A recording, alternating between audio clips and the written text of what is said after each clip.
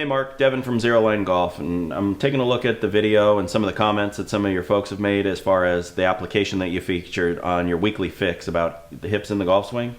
A few of the comments have been about peak time and what it is and why it's important and why we feature it in the application. So I've got an opportunity tonight. We're indoors. We're at the San Diego Golf Institute. We wipe down this board. I can draw a little diagram and then we can go ahead and get started showing your viewers a little bit more about what peak time is. So I'm sure you've already gotten stuck in. So give me a second and we'll get started. All right guys, so what I've got here is I've drawn the diagram for you as far as the peak order or how your golf swing would fire efficiently. And this is a common thing as far as a kinematic sequencer that they use in really like high-end 3D computer software systems. So I've got the pelvis here. It shows the peak. And again, it's the peak time. So it's when the pelvis peaks in time. I've got the rotation as far as the pelvis, the top of the backswing, and impact. So in time between these rotations, how long it takes for us to get to the top and then to impact, it's about 60% of the way through, where we found with research that you want to be able to get your pelvis to peak at this point, and then it decelerates. And when it decelerates is when the torso starts to put pressure on that low body. As you're starting to fire the torso, it actually causes the low body to stabilize a little bit, and that happens throughout. So as the arms fire, the torso starts to stabilize as well. So it goes pelvis, torso, arms, and then club at impact. This is for a really, really like efficient move. You can imagine now as you're using the application, or you've never seen this before, but you see it in 3D, where you would see the pelvis accelerating and either not stabilizing and decelerating, or getting to its peak time too close to impact, which can cause some huge problems. So one thing to watch for in the application is peak time. The whole application is really based on peak time. We measure acceleration and deceleration, which ultimately gives us this peak. So where it is in time is very important for you to become really efficient in your swings. I know Mark's going to take you through some drills. In the application, we've embedded a few drills that you can work on. But Mark, if you could, talk to these guys about some of the swing faults that would cause you to have bad peak time, and maybe a few drills that might help them out as far as understanding this better and actually making better contact. We've got a gift for you. Been meaning to send you one of these. It's just a belt that can go on the waist, and you can put your iPhone in it, so when you're working with your students, you don't have to, put your iPhone in their trousers. Thanks for everything. Thanks again. You're doing a great job. Here you go. Oh, good throw, guys. Well done. Okay, thanks for the nice little belt here. So let's put this bad boy on. Let's get my app on. Let's get it on record. So let's talk about peak time with the hips. Take this cover off. So peak time with the hips. Let's talk a bit about some of the numbers. So first off, I think you understand, or most of you understand, within the app you get some numbers. So the first set of numbers that most people tend to understand is that you get a rotational backswing, hip turn number at the top of the backswing. That tells you how far the phone or your hips have rotated away from target. Then you get a rotational number at impact. Shows you how far your hips have rotated back the other way or not. And then it gives you another number at the end, which is how far your hips turn at the end of the swing. So you get three numbers. Peak time, hip turn on the downswing. So the peak speed, which is the graph that people are not getting right and don't understand what it means, exactly as the guys in the US are saying there. Basically, from that number at the top, so let's say I go to the top of my backswing and that number's gone to 40 degrees. When I get to impact, let's say it's open 25 degrees, for argument's sake. Between that 40 degrees turn this way and 25 degrees turn towards the target, my hips were traveling at speed. And hopefully, they reach a peak speed and then they drop off and they start stabilizing as you come closer towards the 26, and then just past impact. Often good players, you'll find they really stabilize on that left side.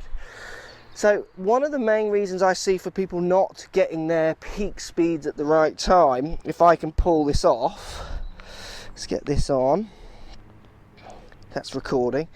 If I make a swing here, let's see if I can pull one off, where I turn on my backswing, hips, shoulders and club feel like they all go at the same time, and they all feel like, certainly hips and shoulders feel like they turn the same amount. See if I got that one. got it. If we look at the numbers there, what we're going to see, let's give that a 2 out of 10 hit, is my peak speed on the graph here, which you guys are going to see on this side here. My peak speed on the graph is late. I'm peaking towards impact. My hips are still speeding up very close to impact and only start stabilizing almost after impact. So what's happening is, because I don't create the right separation on the backswing, so because I don't really make much of a separation or stretch on the way back between my upper body turning against my lower half, it's very hard for me then to get my lower half to start the downswing and then get my upper half to close down on top of the hips, because what the stabilization is caused by the upper body slamming down or bearing down on that lower half as it tries to fire into the ball. So as this fires, this half has to stop. But what happens if I create no stretch on the way back and I simply just turn everything so hip shoulders feel like they go the same amount this way? As I come down and hit the ball, there's no firing. All that happens, everything unwinds and turns back through. It's very nice. It's a gentle little shot, not much power, not very dynamic, and I struggle to get the peak times working to get the right speeds, because if I separate my upper half from my lower half on my backswing, so straight, a little bit of stretch, then on my downswing create a fraction more stretch by hopefully starting with my hips first, which you guys kind of all know. I see people talking about it online. Now, the hips are almost done. The upper body firing down on top of the lower half will just move those hips open a little bit more, side bend them a little bit, and then hopefully stabilize them as this pushes down to hit that ball. And it's the transferring of energy from the separation from this segment to this segment into this segment, and then hopefully into the club head and the ball, that's giving me that, and that better strike and the more power. So if I do one now, and this is where I put my swing to test. So if we go back on the app there, and let's just start that bad boy recording. Okay, so if I do one now of my normal swing, and what I'm going to do on the backswing is actually start to turn my arms and the club shoulders away from my hips on the backswing, create some stretch. Then on the downswing, I'm actually going to feel like I create a little bit more stretch from my hips, and then I'm just going to throw the club at the ball. I'm not going to hit the ball by trying to turn my hips through. I'm just going to try and think about stretching a bit on the way back, and as soon as I transition, as soon as I start downswing, trying to stretch hopefully a fraction more to get that better stretch and that better chance of moving that upper body down on top of that lower half. Let's give it a hit. Ooh, recording, see if I can pick this one up.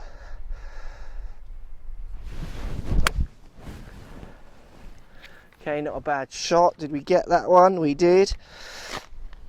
So if we pull that one out, have a look at the numbers there. So what we can see on this one, if we go to the chart, is my peak time of my hips in the downswing happened literally as I started my downswing. My hips speeded up, and then as soon as my upper body fired, because I'd created that stretch, so I'd nowhere less left to go. I was full stretch, so all I could do is start closing my shoulders down on top of my lower half. What it allowed me to do is get my peak much closer to peak time, and then I was able to drop off. You can see just past impact there, really dropping off the speed of my hips almost down near zero as I stabilize the strike. So guys, I hope that kind of makes it a little clearer. What I'm trying to say there is, so I think you're understanding the concept that the hips should speed up and slow down. Don't be out there trying to slow your hips down. That's the worst thing you're going to do. You're going to have no success with that. Where I've worked it out with my students is really working on wondering why their hips are going at the wrong time. Is it because they don't create any of this separation, so everything's just traveling through the ball constantly, nothing's stabilizing, everything's just turning through? Is it because they're over rotating on the way through, so the hips just don't stop and then the shoulders don't have a time to fire? There's many reasons, but the most common one for me that I see definitely is people making backswings with not much separation, so they don't turn the shoulders away from the hips to a certain degree, and then on the downswing trying to actually create a little bit more stretch before then firing the club at the ball. I'm not saying they don't do that on purpose, because it's a hard thing to do. It requires a lot of timing. The other thing you can use is use the drills in the app. The drills in the app are really good. If it's a bit complicated to think and you can't quite feel this separation, what I'm talking about, use the drills. The thing with the drills is you've got to use them You know, you got to do the routine. You got to do them each time you practice. You can't just do them once and hopefully that fixes you. You've really got to drill them into your practice regime. But get that stretch better on the way back. You'll find you can often gain a little bit more stretch on the way down. You'll close the upper half on top of the lower half, which will make that lower half stabilize, much more stable with the lower half into impact. Will create better strikes, better shots, and it certainly helps with club path as well. Hope that helps. Thanks for watching. Hope that helps you with this great app. I mean, I love this app. It's such a clever little device for you guys to start understanding what your pelvis is should or shouldn't be doing. Any more questions, post down below, and thanks for watching. So if you like what's going on here, don't be afraid to subscribe to the channel. Also thumbs up the video, post comments. Love to hear what you guys got to say. Let's keep it social. The more we talk, the more we share, the easier this game will get for everybody. So if you want to find me on Facebook here, you can find me on Facebook. If you want to tweet me, find me on Twitter here as well. Just follow the links, all in the description. Come and join the show, get active, get involved, get playing some better golf. Thanks for watching.